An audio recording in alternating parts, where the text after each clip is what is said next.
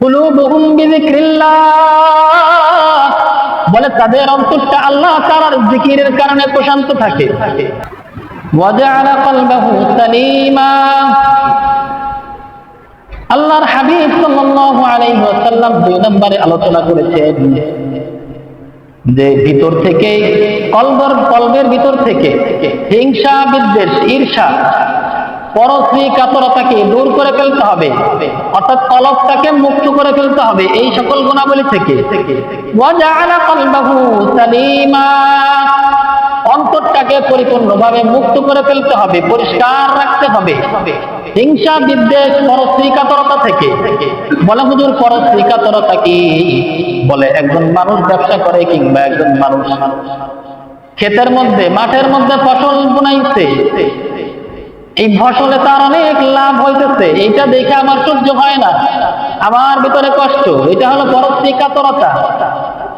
একজন ব্যক্তি দোকানদারি করে, তার অনেক বেচা কেনা হয়, অনেক লাভবান হয় সে, এটা দেখে অনেক মানুষ হিংসায় জ্বলতে পুড়তে সারখার হয়ে যায়,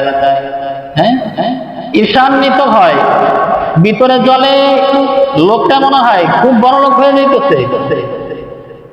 এটা হলো পরশ্রী কাতরতা। বলে এইগুলো থেকে মুক্ত থাকতে হবে, কলবটা পূর্ণাঙ্গ ভাবে পরিষ্কার হতে হবে, এটা হলো 2 নম্বর।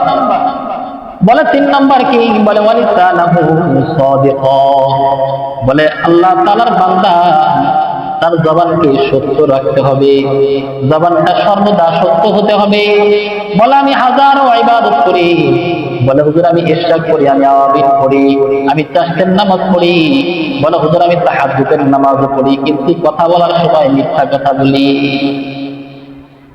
আমল বরবাদ হয়ে যাবে, আমল নষ্ট হয়ে যাবে। ওয়ালিসানাহু সাদিকা, জবানকে সত্য বানাইতে হবে। যদি সফল ব্যক্তি হতে চাও, দুনিয়া ও আখিরাতে 2টা জগতে যদি কেউ সফল ব্যক্তি হইতে চায়, ওয়ালিসানাহু সাদিকা, বলে তার জবানকে সত্য জবান বানাইতে হবে। কথা বলার ক্ষেত্রে সর্বদা সত্য কথা বের হবে, মিথ্যা কথা কখনো জবান দিয়ে আনবে না। যেটা শোনা, হাদিসের মধ্যে আছে যে যা শুনে তাই বলে, এটাও একটা মিথ্যাবাদী হওয়ার জন্য যথেষ্ট। যা শুনে তাই বলে। একজন আইসা আপনার কাছে একটা ঘটনা বলল, আপনি শুনে বিশ্বাস করে আরেকজনের কাছে বলতে শুরু করলেন, অথচ আপনি যাচাই বাছাই করলেন না যে লোকটা কি আসলেই ভালো না আসলেই খারাপ, যার ব্যাপারে আমার কাছে বলল। সুতরাং যেটা শুনবো সেটাই বলা যাবে না, যাচাই বাছাই করতে হবে। তো ওয়ালিসানাহু সাদিকা, জবানকে সত্যবাদী বানাইতে হবে, জবানকে সত্য জবান বানাইতে হবে। যদি জবান সত্য না হয়, তাইলে হুজুর যদি হাজারো ফুও দেয় কাজে লাগবে না। হুজুর আমার শরীরটা অসুস্থ, একটু ফু দিয়ে দেন, কাজে লাগে না। বলে কোরআন তো তাদের জন্যই শেফা হয় যারা মুমিন বান্দা। ওয়ানুনাজ্জিলু মিনাল কুরআনি মা হুয়া শিফাউ ওয়া রাহমাতুল লিল মুমিনিন, কোরআন তাদের জন্য শিফা যারা হইল মুমিন, যারা কোরআনে বিশ্বাসী। কোরআন বিশ্বাস না করলে কোরআন কোনোভাবেই আপনার জন্য উপকারী হবে না। আপনি বিশ্বাস করবেন তো আপনার জন্য উপকারী হবে। আপনার জ্বর আসছে, কোরআনের চিকিৎসা দিয়ে আপনি সুস্থ হয়ে যাবেন। ঠান্ডা লাগছে, ঠান্ডাও কোরআনের চিকিৎসা দিয়ে সুস্থ হয়ে যায়। বুকে ব্যথা, কোরআনের চিকিৎসায় সুস্থ। তো এজন্য জবানকে সত্য বানাইতে হবে। ওয়ালিসানাহু সাদিকা ওয়া নাফসাহু মুতমাইন্না, আর কলবকে মুতমাইন বানাইতে হবে। বলে কেমন হুজুর মুতমাইন কাকে বলে? বলে মুতমাইন্না হলো শান্তিময়, প্রশান্তিময় আত্মা, প্রশান্তিময় হৃদয়।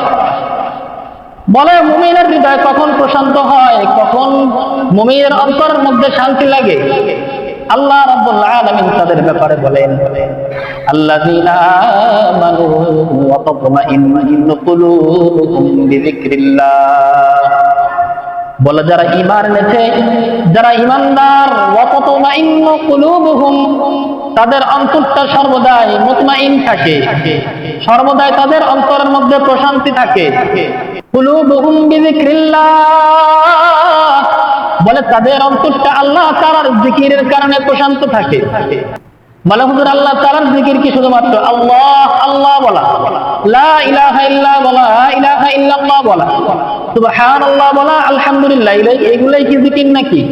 বলে না না না, জিকির শুধু এগুলাই না। বলে আল্লাহ তাআলার স্মরণে দ্বীনের দাওয়াতে বের হয়েছি, এটা আল্লাহ তাআলার জিকির। বলে আল্লাহ তাআলার স্মরণে নামাজ পড়ছি, বলে আল্লাহ তাআলার জিকির।